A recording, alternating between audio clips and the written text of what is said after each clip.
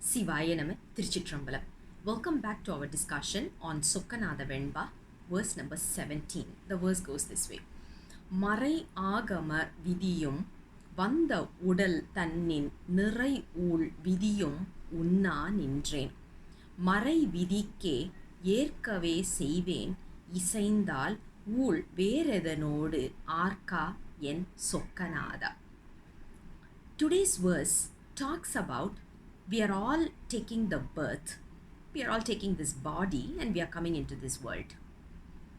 Why are we taking this body is based on our karmic deeds. Based on our karma, we are taking this birth and we are ought to get rid of the karma slowly so that we don't, one fine day we get liberated from this birth and death vicious cycle. But instead what is happening is because of this body that is given to us, we start to accumulate more and more karma, which is actually leading us to more and more births. Now, how are we going to get rid of this is one thing that we need to understand before we get a dive deep into this particular verse. We all know there are three types of karma. It's called as agamyam, sanchitam and prarabdham. Whatever deeds we are doing today, good or bad, those are manifested as pava punya, which is basically to talk about what kind of blessing that we are blessing that is manifested as. Now all our actions, whether it is good or bad, is going to be translated or manifested as pava punyam. Because of this pava punyam, today when we are taking this birth, it is given as happiness and sadness or sorrow. We go through sorrow or we go through happiness, it is because of this pava punyam. Now, when we talk about agamyam, right, which is basically the bad deeds or the good deeds, how to get rid of agamya karma is when we do something, we should not say that, or we should not even think that it is we who's doing it. It is all because of Lord Shiva's grace that we are doing something. So we need to surrender our deeds to Lord Shiva in order to get rid of agamya karma. Then we will not accumulate any agamya. Now, how to do that? This is another challenging aspect. Some of us, what we do is, we know we don't want to accumulate karma. So we go to a temple, we do all the hard work there, we even install lights and audio systems, we sweep the floor, we clean everything, we do everything. But then what happens is we put up a big mirror and then there we write our names on it. We put up a light and then we write our name on top of the light to the way that the light is dimmed out. Is this going to be translated as Shiv Punya? No, it is going to be taken as a good or a bad deed and it will accumulate more karma. But instead, imagine I'm cooking food for my family members, but I'm just cooking with uttering Shivaya Nama, and I'm not when I'm cooking for my family, not even for the deity, I'm cooking for my family, but I'm just uttering Shivaya Nama. And I say, okay, it's Lord Shiva who's asking me to do this cooking and I'm doing it for his sake. I'm not getting attached to it. If someone praises the food, I'm not getting happy. I'm not feeling happy. Or when someone criticizes the food, I'm not feeling sad because I know it is Lord Shiva who's doing the cooking. If we can get into that state, even though we are not doing anything for a temple, this is taken as a Shiv Punya. Now, because of these kind of mentality, we can get rid of our agamya karma. Now, how about sanchitam? Sanchitam is something that is stay put. Based on our earlier experiences, we have already accumulated that. We can't throw it off. So, but we have to find a way. Imagine I'm falling sick. I'm going to a doctor. So the doctor has to diagnose and tell me what is the disease that I'm having and what is the reason for that disease, isn't it? After he gives this medical certificate, only then he can prescribe medicines for me. Now use the same analogy for our karma. What happens when I try to understand why am I being born in this world? Because taking a birth is already a disease. We have already come to this world, so which means we got this disease. How are we going to, now we need to diagnose. So we need to look at Saiva Siddhantam to do a simple diagnosis of why we are being born here. That is where they will talk about something called as our entanglement, which was the reason for our birth.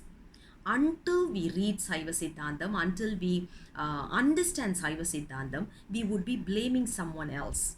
We will say, oh, it's because of this person I'm getting into trouble. It's because of that person I'm getting into trouble, because of this item, that thing. We will try to blame on others. But what happens after we read Saiva Siddhantam is we know it is not because of someone else that we are going through this suffering, but it is our own deeds.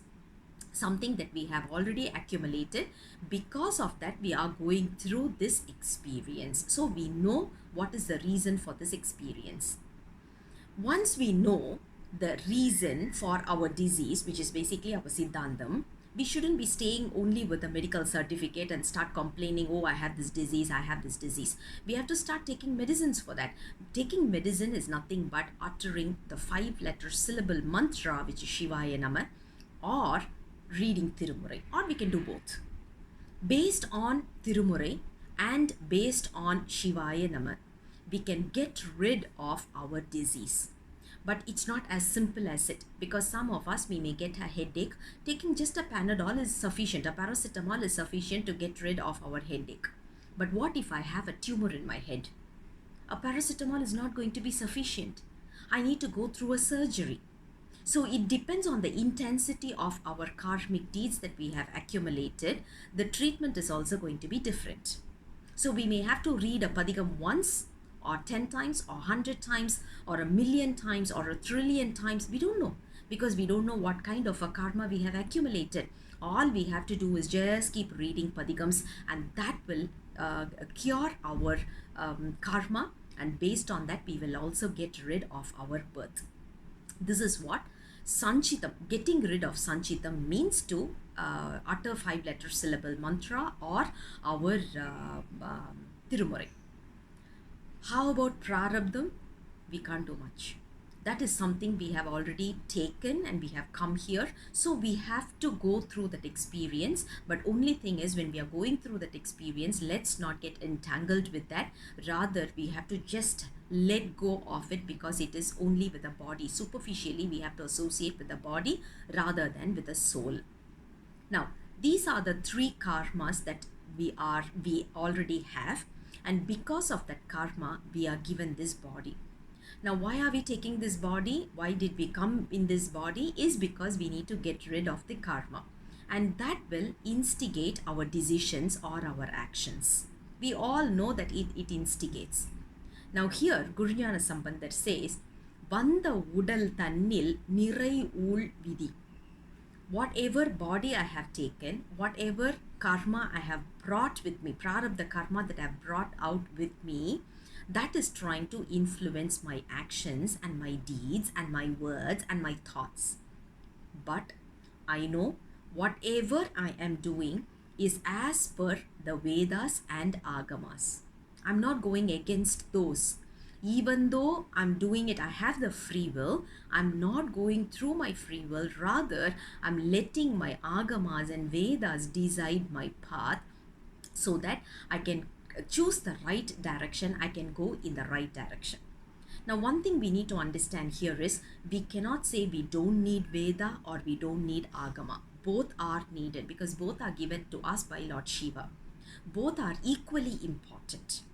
If you feel in certain places agamas are being, or Tirumurai is being not given the due respect, it's okay. Just walk out of that place. We don't have to fight over there, or we don't need to hate them for that.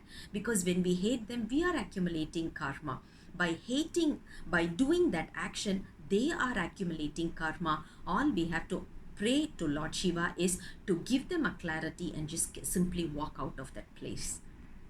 In certain places, if we know Vedas are being insulted, just keep walking out of that place. We don't need to go and fight in that place, because fighting is not going to lead us to anywhere other than accumulating karma for our own self. They are not having that maturity yet because of Lord Shiva has not given it to them. All we can do is only pray. But what we have to do is, we should consider Vedas and Agamas as equal. You imagine 12 Tirumurais and 14 Satram texts we have. 27 authors have given 12 Tirumurais. Not even one single place you will see they have criticized Vedas or they have criticized Agamas. In other words, they have actually upholded both, and they always talk high about Vedas and Agamas. So there is no need for us to criticize any of this. And in fact, both are given by Lord Shiva. All we have to do is accept both. If I can't utter Veda, it's okay. It's okay that I can't, but I don't need to hate it. If I can't read Tamil, it's okay, but I don't need to hate it. All we have to do is, we have to remember both are given by Lord Shiva. We just need to fall in love with both, just accept and move on. Because both are created for us to get rid of our karma.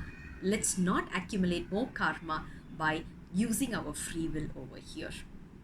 This is what Gurunyana Sambandar is also saying. Marai vidikku erkave seiven. Whatever Vedas and Agamas have been telling me, I'm only following based on that. I'm not choosing anything based on my free will. So when any karma is coming to me right now, who will it go or where will it go? This is raised as a question, which is, the simple answer is, it doesn't affect the soul, rather it just goes onto the body and then gets rid of it after the body is when the soul passes away from this body. That's what verse number 17 is all about. I'll come back again with the next verse very soon. Until then, Sivaya Nama Tiruchitrambalam.